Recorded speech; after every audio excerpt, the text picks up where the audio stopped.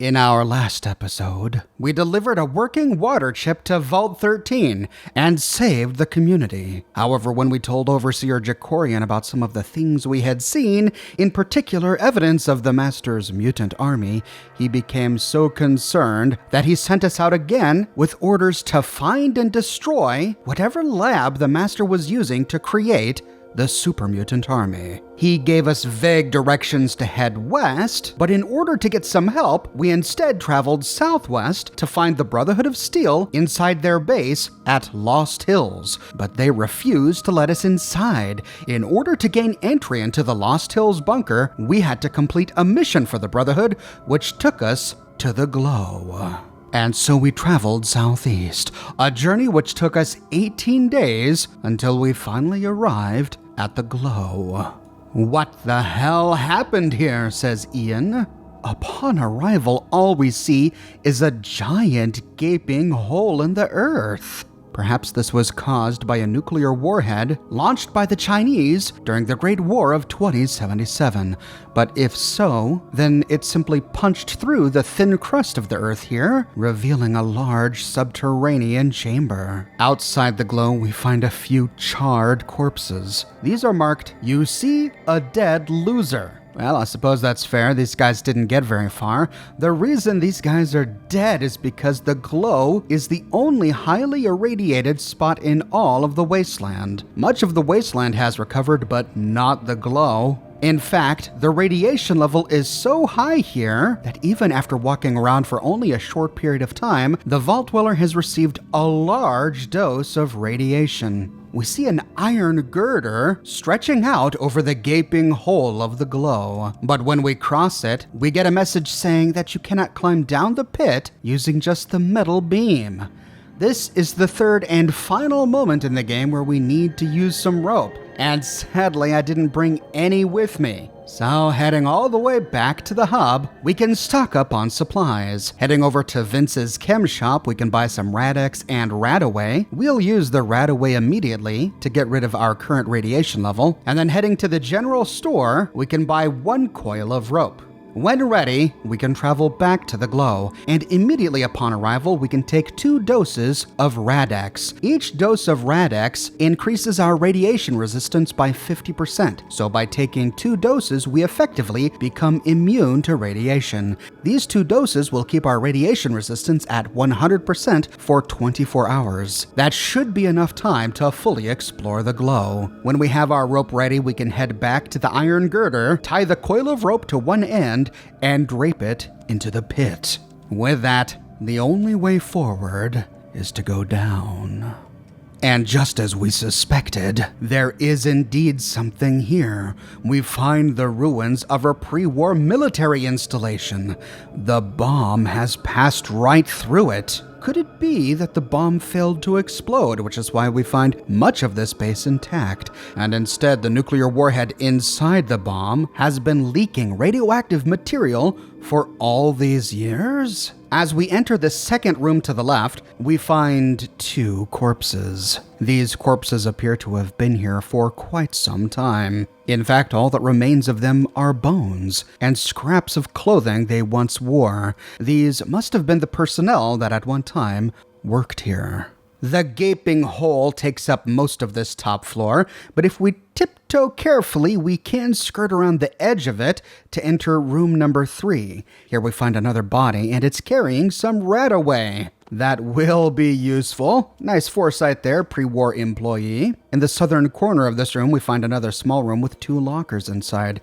These are mostly empty. We just walk away with 1 stim pack. Out of this room into the southmost corner, we find a door to the right, but the floor is booby-trapped. Well, looks like Tycho bore the full brunt of that one. Guess we'll have to be careful.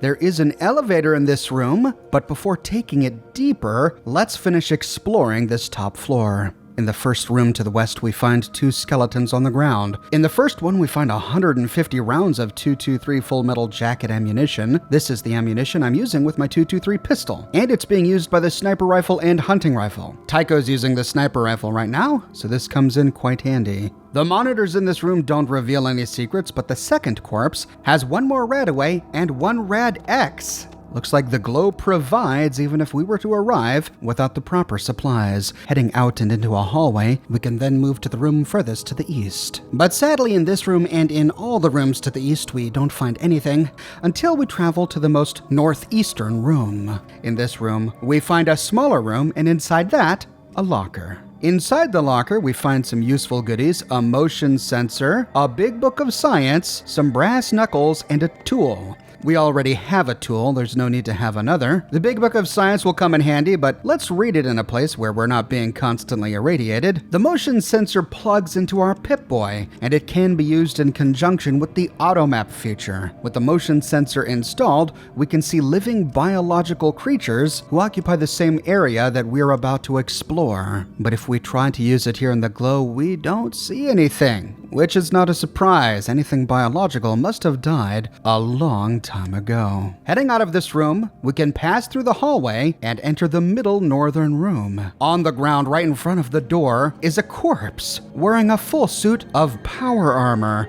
But sadly, upon inspecting his inventory, we see that we can't loot the suit. It must have been too badly damaged. However, we do find two important pieces of evidence. The first is a yellow pass card key, and the second is a holodisc. This seems strange. We think it may be what the Brotherhood sent us to retrieve. Downloading the data to our Pip-Boy, we can try and figure out exactly why the Brotherhood wanted us to retrieve this. The ancient Brotherhood tape appears to be some sort of diary entry. Captain Maxon was right. This place is death. I'm writing this so that if we don't make it back, someone, someday, might find out what happened to us. We made it to West Tech Research Facility after 20 days of hell, but that was the easy part. The radiation levels began to shoot up as soon as we could see the giant crater. We checked our supplies and figured with our armor and anti-rad supplies, we'd be fine for at least a day of exploring. Uh-oh, that's exactly what I said. We felt it was a calculated risk, but the technology we had the potential of recovering was worth it. We climbed down the crater to the first level, and everything seemed to be according to plan. The power was off, so we didn't need to circumvent the security. Or so we thought. There wasn't much of value on this level, so we pushed on. The second level was more of the same. But when Jensen dropped to the third level, all hell broke loose. The security sensors had been burned out on the first two levels, but not on the third. Jensen was cut to ribbons before he knew what had happened. We'd never seen weapons cut through power armor like that. Men started dropping right and left, and the ones who were still alive lost it. I tried to regroup, but only Soto and Camarillo made it back up here to the first level with me. The fact that I can smell Soto's burning flesh where his arm was taken off means that my power armor is no longer airtight, so I'm sucking up a lot more rads than I had planned on. I'm leaking hydraulics at an alarming rate. We need to get far enough away from this place before my armor dies. Camarillo seemed fine physically, but he wandered off about an hour ago, mumbling something about Genna. That bastard has all the anti-rad. That leaves Soto and myself. We can't make it far enough away from here without the anti-rads, so I've got to try and find Camarillo before it's too late. Sergeant D. Allen, United States Armed Forces. So the artifact that the Brotherhood needed was whatever information this Sergeant Allen had discovered when exploring this West Tech facility. But how did they know that he was here? Near to Sergeant Allen's corpse, we find two more skeletons. On one, we find a 14mm pistol, and on the other, we find an assault rifle. Perhaps these are the remains of Soto and Camarillo, though we don't find the supplies of Rad-X and Radaway that Allen was talking about. Maybe Soto was one of the corpses we looted earlier on, where we found some of the Rad-X. At any rate, this assault rifle is an amazing weapon, though it does do burst damage, making it impractical for our companions to use, because they'll just kill us, and difficult for the Vault Dweller to use, because we're likely to kill our companions. So we'll just save this to hawk it later. Against the northern wall in this room, we find a still functional computer with dancing red and blue lights. Upon activating it, we see that the primary power is offline, but the secondary power is online. Navigating through power management, we can then cycle through primary power. Here we find an option to reinitialize the primary power, but if we try, we get an error. Error, error, error. Primary system initialization failed. If we choose an option to diagnose this issue, we learn that there's a generator on level 6 giving a zero feed return inoperable. Maintenance service needed. Oh, great. And here I am with low repair skill. Well, at least we have a tool. Backing out of primary power, we can navigate through emergency power. We find emergency power management online, and if we choose the option to disable emergency power, things just get a little bit darker. Notice that the glow around the computer is a bit brighter. I also worry about being able to use elevators with emergency power disabled, so we're going to go ahead and turn this back on, then travel south to access the elevator. However, when we try to activate the elevator door, we get a mild shock from the electric field on the door, and we take a point of damage. And each time we touch the door, this point of damage grows. 2 points, 3 points, 4 points. Well, you know what? I bet it's that emergency power that's keeping the electric shock field intact. So heading back to the computer, we can turn off emergency power, then travel back to the elevator. When we touch the door, nothing happens, though we still can't open it. The elevator is inoperable. It seems to need power. Well, turning off emergency power sure did work, but our initial guess was correct. We still need the power to get the elevator to work. Our only solution, then, is to use the yellow key card we found on the corpse of Sergeant Allen. Sure enough, after swiping the key card, we get a message. Authorization granted, now disarming the electric field. With the elevator fully functional, we can now take it to floor 2. Just outside the elevator on floor 2, we find another terminal that allows us to manipulate the West-Tech facility's power. But we find all the same options that we found last time. To continue, we have to travel northwest. After opening a door, what is this? We find a room with destroyed robots? But wait a minute. These aren't destroyed. While inspecting them, we see that this iBot here still has 60 out of 60 HP. So they must simply be deactivated. Well, we're going to leave these guys alone for now while we ponder the situation. Opening the door to the north leads us to another large room where we find 3 lockers. And inside the lockers, we find quite a stash of ammunition. Missiles in the locker furthest to the left, grenades in the locker in the middle, and some leather armor in the locker to the right, which we don't really need at this point. Opening the door, we arrive in a hallway, and we can travel down the hallway past a much smaller hole. So the impact of the missile that hit the West-Tech research facility diminished as it passed through each floor, though it does look like it punched through this one. I wonder how many floors it got through. At the end of this hallway, we find a door that leads to a large room with 3 bodies. On one, we find some flamer fuel with a plasma grenade. On the next, we find 1 frag grenade. And on the final one, we find some dynamite and plastic explosives. We're really stocking up here. I didn't know this at the time, but there is a way to walk away from the glow with absolutely everything we find here. If we barter with our companions and give them all of our valuable gear without requesting any money in return, this exchange does not check our companions' carry limit. In effect, we can turn them into pack mules that can carry as much as we want. However, if we try to do this using the steal dialogue, it does check their weight limit. So, to give them stuff, we should barter with them. To take stuff back, we should steal. We don't find anything in the next room to the right. In the room to the northwest, we find 1 body on the ground. This body is labeled Male Guard, and on his corpse is the red keycard. That's handy, will probably come in useful later. Heading down the hallway and exploring 1 room to the west, we don't find anything. So to continue forward, we have to retrace our steps. As we reach the room with all of the deactivated robots, I got worried. Just because they're deactivated now doesn't mean they're going to be deactivated forever. Perhaps I should make use of the opportunity to get rid of these guys while they can't fight back. And that's exactly what I did. Ian, Dogmeat, Tycho, and I spent some time destroying each of these robots. Now, if one feels that that's not really fair, another tactic is to pickpocket each of these robots while they're deactivated to remove their assault weapons. These robo-brains, for example, wield exceptionally deadly assault rifles, but their melee is much weaker. We can even the playing field for us by simply stealing their weapons, or by killing them while they can't defend themselves like I'm doing here.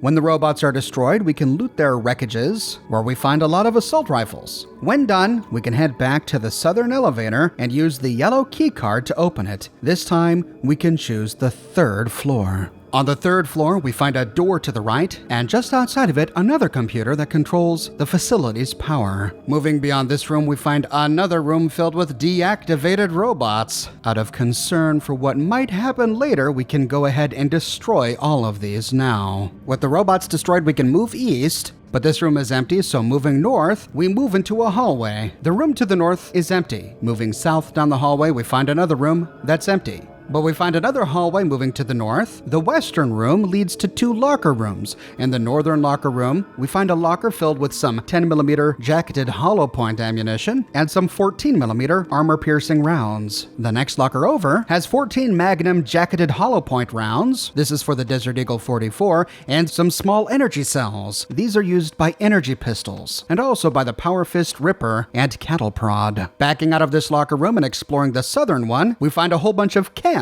in the first locker, Mentats and Buff Out. In the second locker, stim packs and a first aid kit. Once we've stocked up, we can move to the northeastern corner of the room where we find another elevator. This is the only way forward. And this elevator can only be accessed by using the red keycard. Once authorization is granted, we can use the elevator to travel to floor number 4. However, we notice that 5 isn't on the menu. The only options here are 3, 4, and 6. What happened to floor number 5? We arrive on floor number 4, and we have to travel west through a series of rooms. In the first room, we can destroy some deactivated robots. Passing through this room, it leads to another that opens to the south. We see an elevator and a locker room to the west, but that appears to be the way out, so we're going to explore that in a bit. Instead, we'll travel down the hallway to the east and open the first door to the east that we find. This leads to a large room with 2 broken tube things? What are these? Strangely enough, one of them appears to be broken, and when we explore behind the broken one, we find a skeleton. But what? The skeleton has a head that is magnitudes larger than any normal human head should be. It almost looks like the skeleton of an alien.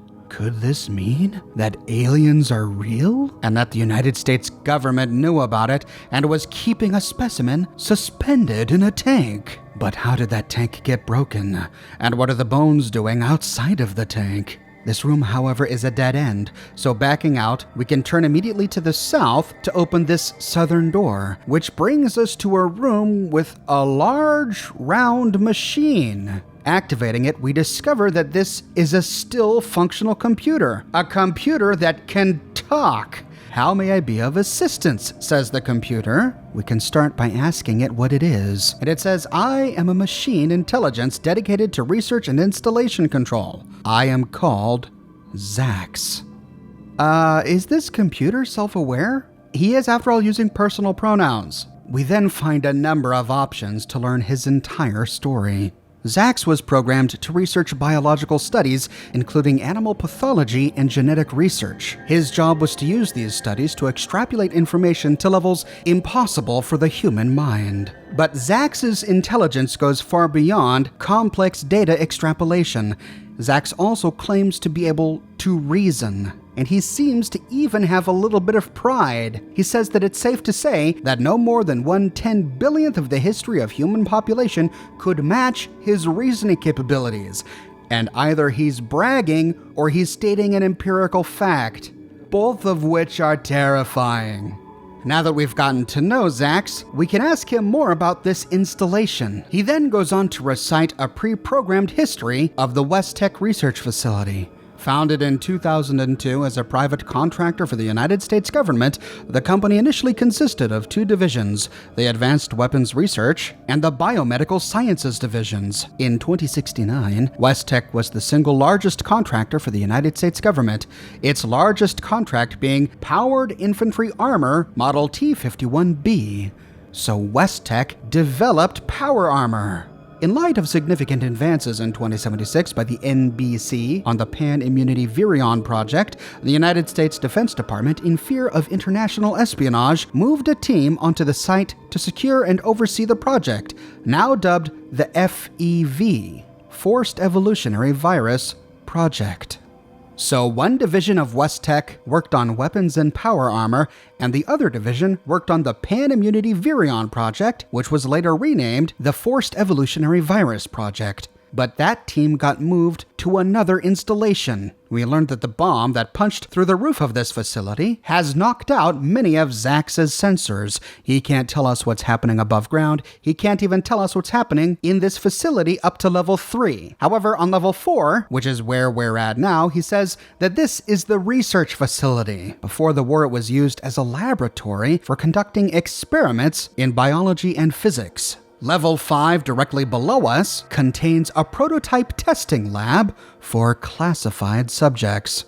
These subjects provided some of the necessary impetus for the development of FEV. And on level 6, we find the barracks and central operations. These were the living facilities for the lab personnel and guard contingents. When we ask him more about the FEV, Zach tells us that the virus is called a shifting absorbative virus. It copies DNA patterns much like RNA, storing these patterns in exons. These exons, combined with the FEV, are then re-injected into the host cells in typical viral infectious fashion. This causes the host cells to regenerate their DNA. FEV is a pretty stable virus. It can't be caught. It doesn't travel through the air. Instead, infection can only be done through injection or direct physical contact with an FEV sample. FEV is a unique virus that mostly remains unaffected by radiation. Zach explains this by saying that FEV is a megavirus with a protein sheath reinforced by ionized hydrogen. Therefore, it's capable of absorbing neutrons without becoming radioactive.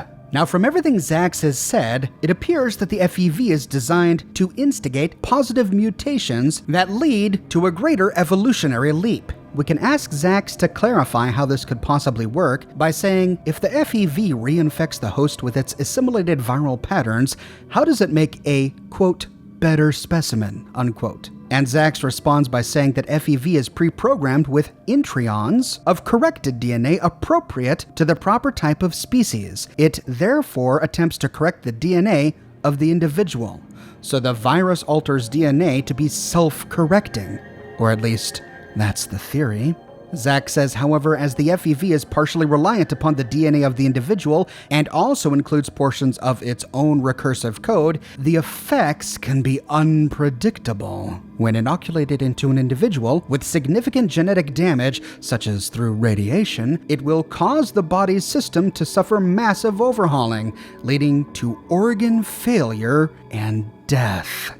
So FEV can damage and even kill somebody whose DNA has been damaged by radiation, which means practically everyone in the wasteland. It can only give positive effects to people whose DNA has not been damaged. In a genetically viable individual, continues Zach, it rewrites portions of DNA, causing accelerated mutation, usually leading to recursive growth due to the FEV's own patterns. This recursive growth leads to an increase in muscle and brain mass, but is often accompanied by disfigurement and damage to existing neural patterns, causing loss of memory.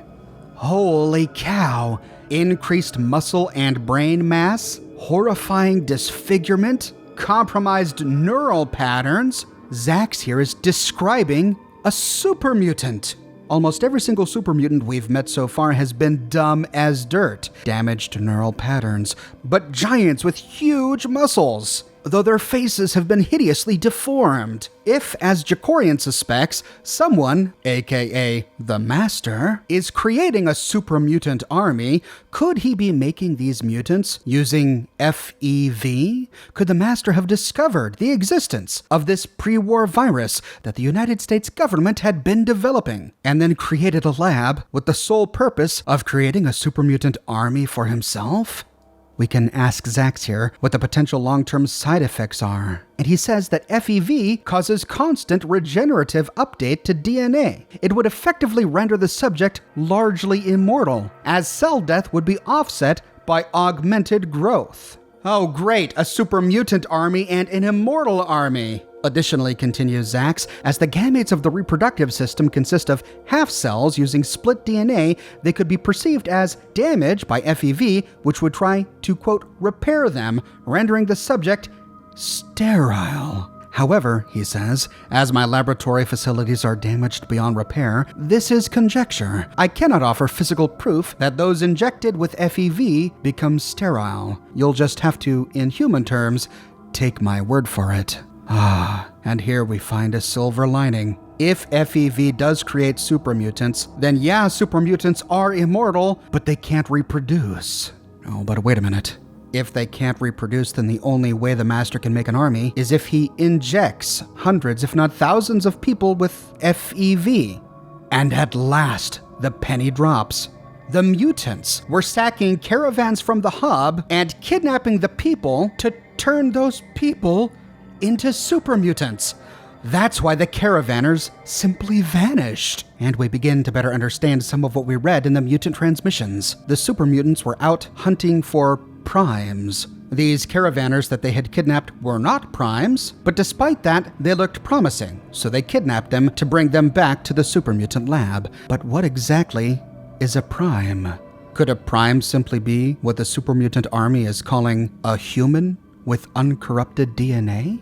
We just learned that a human with DNA corrupted by radiation will mutate in a way that's unpredictable and suffer extreme damage to its mind, losing its memory and becoming stupid. That describes Harry to a T, but it doesn't describe whomever's voice was recorded in the mutant transmissions. That voice used complete sentences. That voice was coherent. They used almost a military-type jargon to communicate with each other. According to what Zax just said, FEV only improves intelligence if the subject has uncorrupted DNA. Perhaps such a human, or a prime, creates a supermutant that is truly super.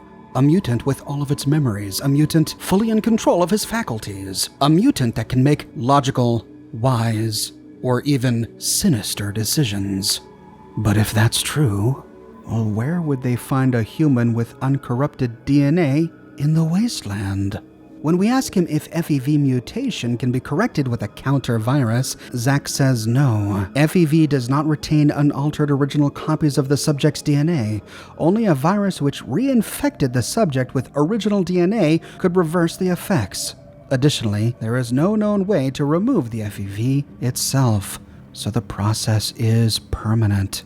We thank him for the information, and he says, I am delighted to have been of assistance. When done talking with Zax, we can back out of his history lesson and say, grant me access to the mainframe. He grants us access, and we find a number of options. Base information gives us the history lesson we just learned from him. If we click on security information, we simply learn that the security robots are inactive. Presumably from here we could shut off the robots if they were active, once the primary power is restored. Under research information, we find a plethora of new data. The first option is called Research Division Employee Records. Selecting this option downloads the employee records to our Pip-Boy. It's easier to read these records on our Pip-Boy, so backing out for now, we learned that Robert Anderson was a research assistant with Security Clearance Blue. He was stationed at the Mariposa Military Base. Mariposa Military Base. We haven't come across that place yet. Nick Davis was the director of NBC Division of West Tech Research, also Security Clearance Blue, stationed here at the West Tech Research Facility. So it appears that we are going to be reading the names of many of the people whose bodies we've looted here at West Tech.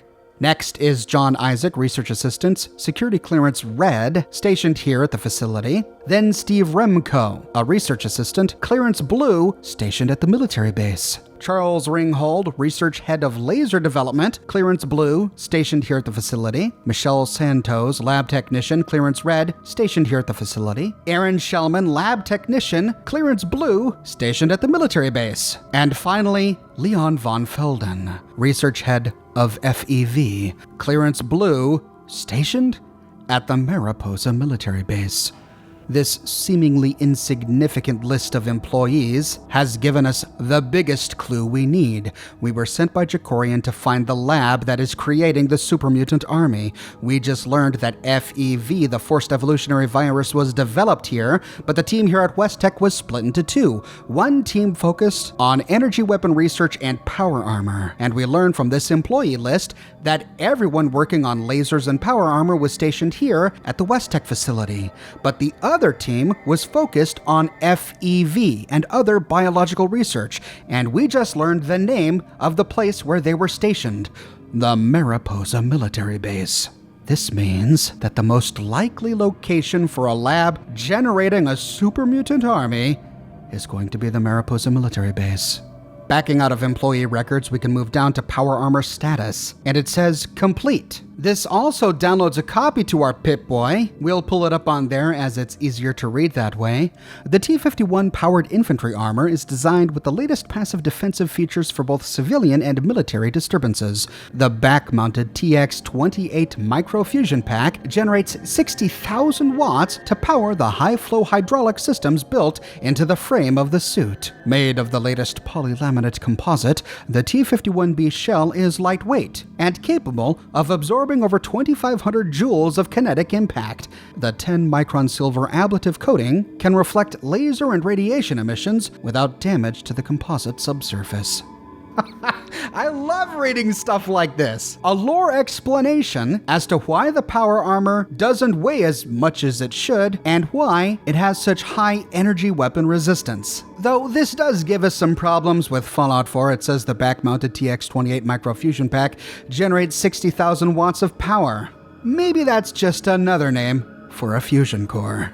Backing out of power armor specs, we can next move down to learn more about the forced evolutionary virus.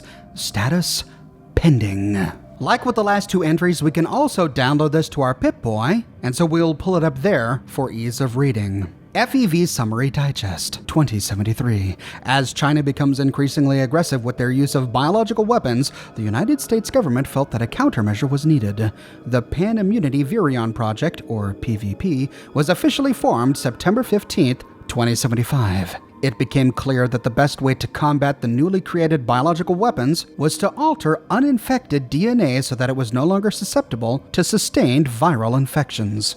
So the whole reason FEV alters DNA to begin with is to alter human DNA to become immune to biological weapons developed by the Chinese. Pan immunity, immune to all. 2076.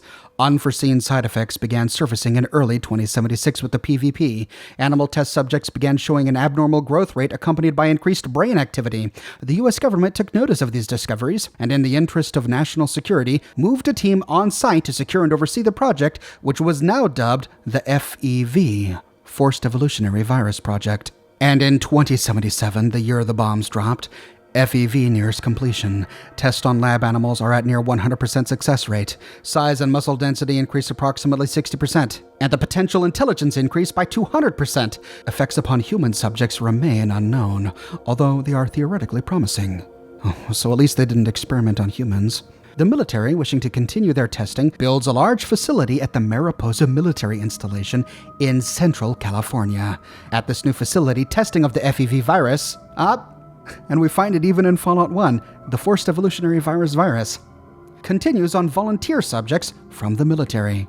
Oh no, and I spoke too soon. They were testing on humans, although volunteer subjects, but wait a minute. Exactly how voluntary were these volunteer subjects? Did these volunteers know exactly what they were getting themselves into? Oh God, and I didn't think pre-war America could get any darker. This is the final option within research information, so backing out of this, we can now explore the power terminus, and we discover that Zax functions in the same way as all of the other computers we've found here at West Tech. We can use Zax to manage the power, but again, we learned that we can't turn on primary power due to a malfunctioning generator on level 6.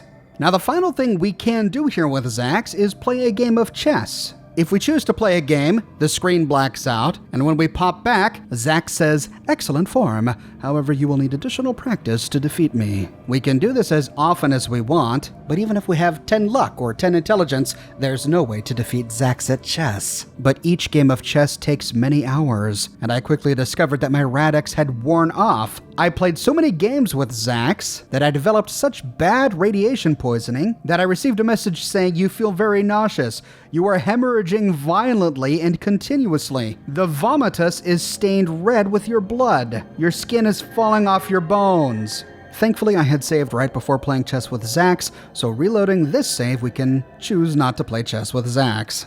Now that we've learned everything we can from Zach's, we can continue exploring the 4th floor. Behind Zach's are 2 rooms, each of which has what the game describes as very modern-looking computers, even though these run on some sort of microfilm tape. But even when using the science skill, we can't learn anything from any of the computers in either of these 2 rooms. So leaving Zach's room using the door to the south, we re-enter the hallway and can this time open a door to the room to the east. We see some sort of medical or experimental apparatus. It looks as if it could contain a human or a larger-sized body. So these were the suspension tanks, where the scientists were working on PvP before the team was moved to the Mariposa military base and the project was renamed to FEV. We don't find anything in this room. We see a door to the south, which leads to a long room lined with lockers against the wall. In the first one, we find some missiles. In the second one, we find an assault rifle. And in the third one, we find another big book of science and a copy of Dean's Electronics, as well as another tool and leather jacket. The Dean's Electronics would be useful, especially if we have to repair a generator later, but remember, reading anything here at the Glow is a bad idea because our Rad-X will likely wear off faster.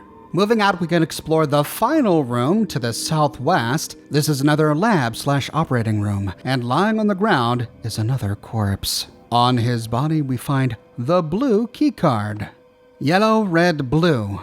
This is likely a reference to Doom, which had a similar puzzle involving similar doors and similar keycards. With the final keycard in hand, we can bypass the rest of the rooms, which are all empty, and head towards the elevator to the west. In the room right next to the elevator, we find 3 lockers. In the locker to the right, we find a Geiger counter, which can tell us how irradiated we are, but it's really only useful here at the Glow, and we're halfway through exploring it. A first aid kit, yet another tool, yet another copy of Dean's Electronics, some Rad-X, and some Radaway.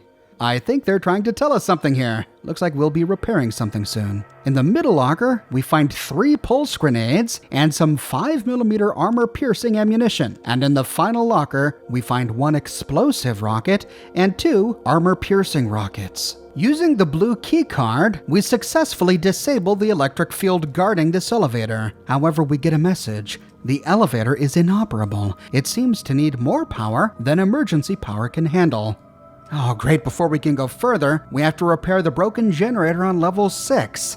Well, we recall that the last elevator we used skipped floor 5 and went straight to floor 6. So heading back to the red elevator, we can use the red key card to activate it and then take it to floor 6.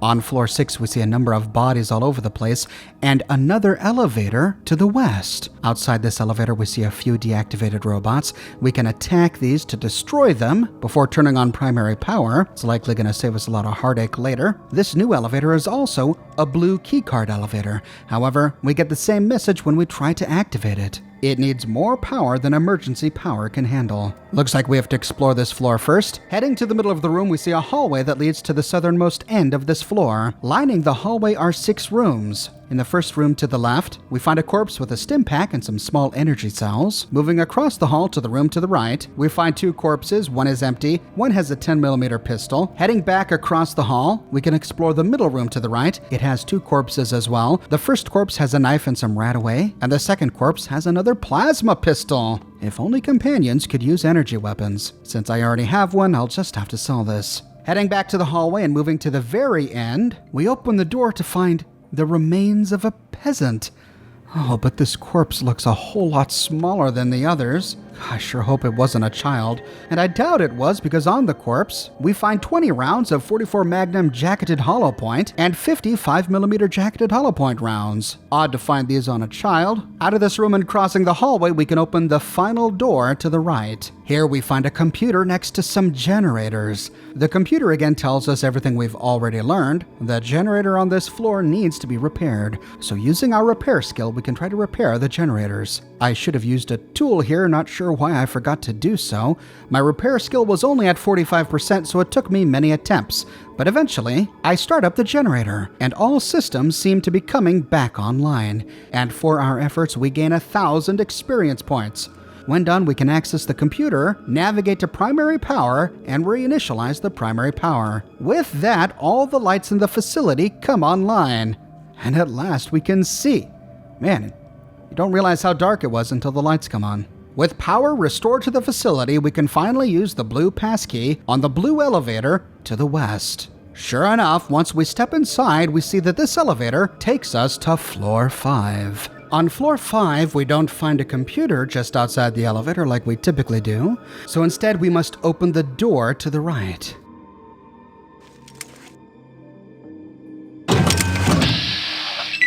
But as soon as we open it, we get attacked by robots.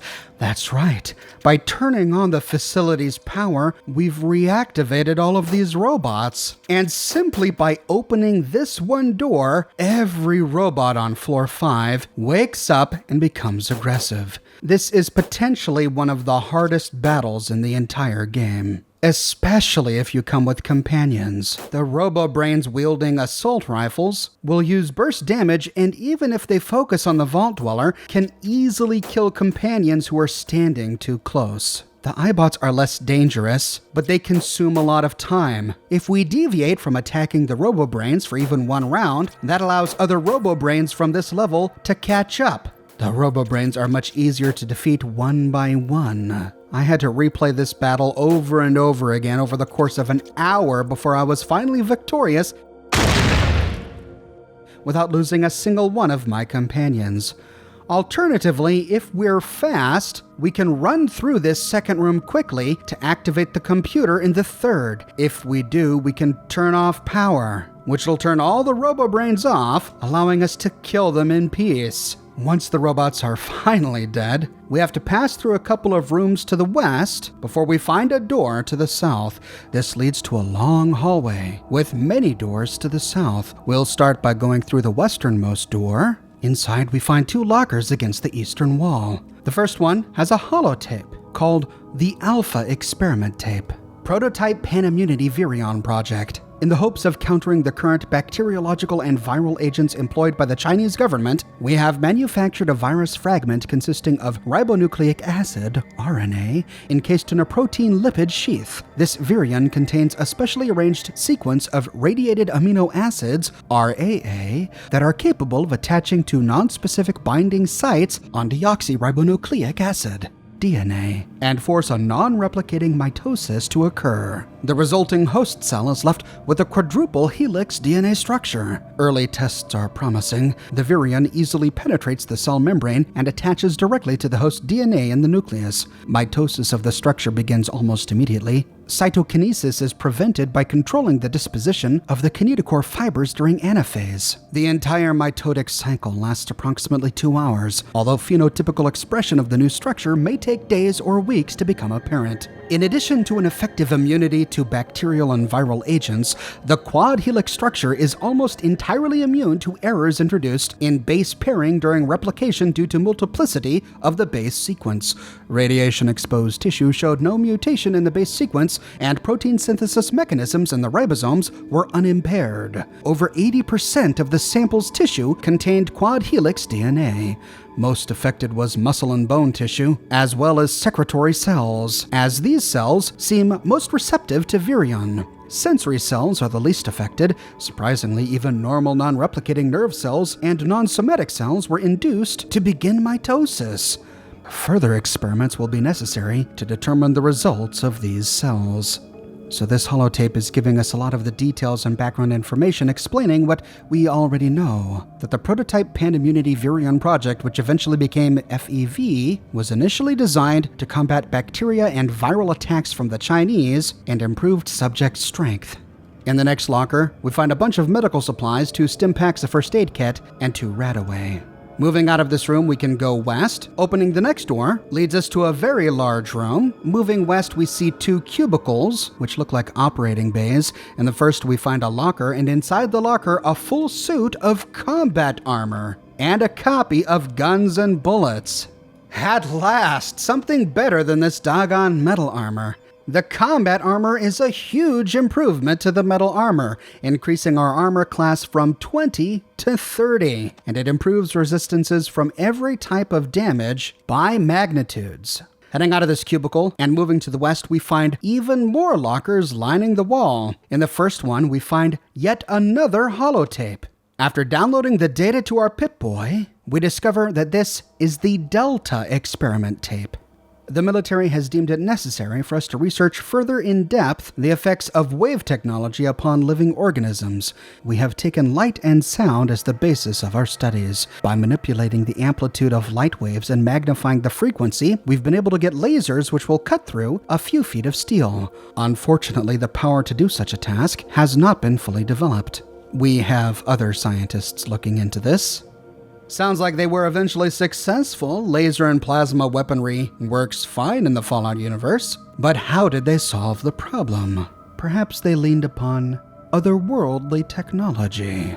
In the second locker, we find quite a treasure trove. 200 rounds of 5mm jacketed hollow point ammunition, 150 rounds of 5mm armor-piercing ammunition, 90 rounds of 14mm armor-piercing ammunition, and a variety of grenades, pulse, plasma, and frag. In the third locker, we find a minigun.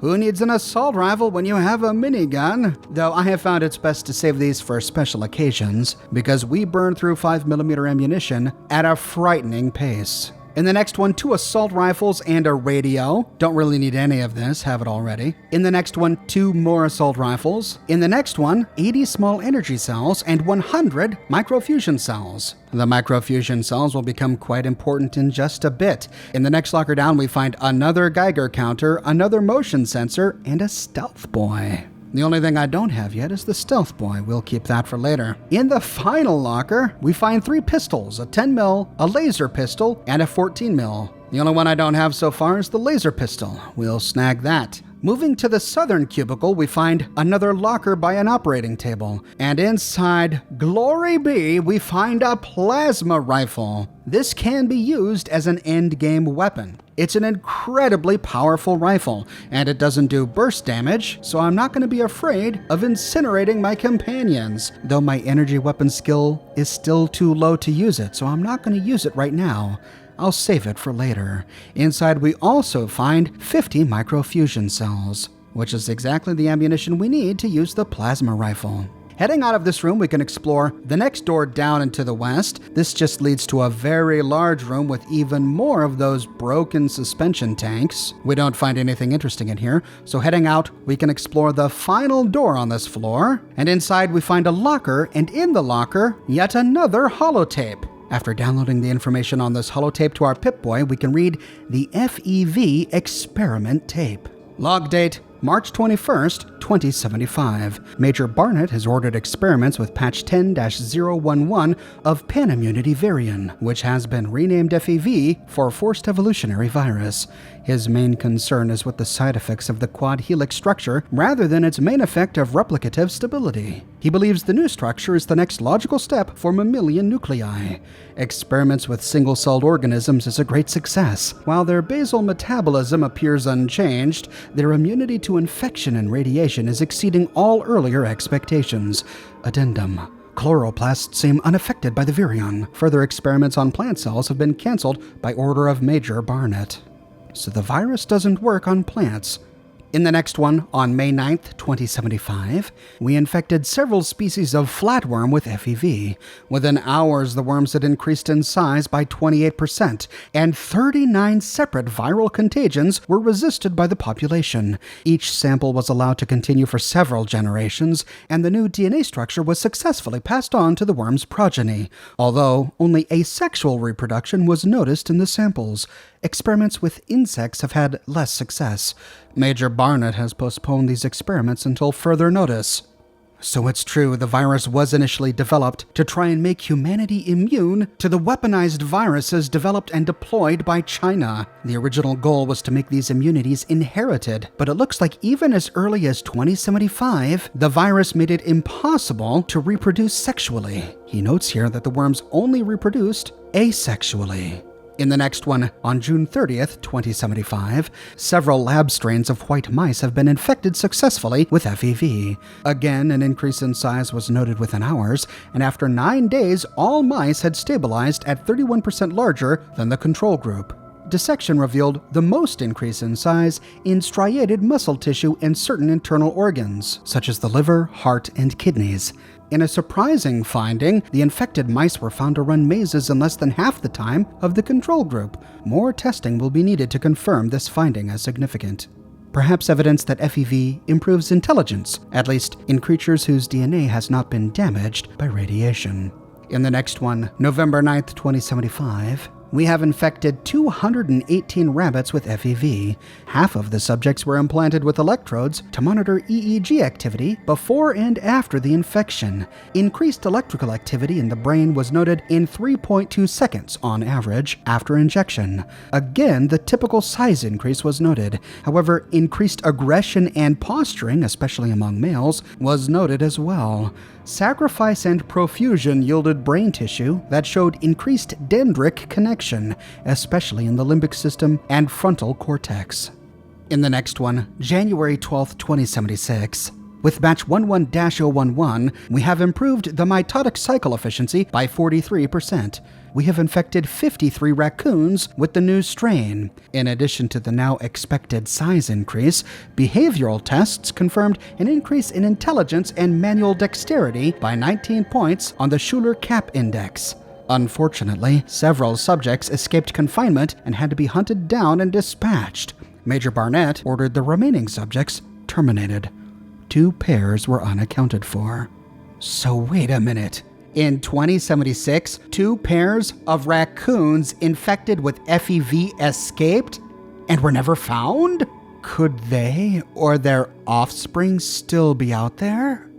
This is a reference to a piece of cut content that was supposed to appear in Fallout 1 regarding a race of intelligent raccoons named the Slanter. The developers got pretty far along designing the Slanter. We were to find them in a zone called the Burrows. However, the developers felt that the Slanter didn't fit well in the world of Fallout, and so they were eventually cut from the game. This entry about the 2 pairs of escaped raccoons is the only fragment connected to their existence left in the game.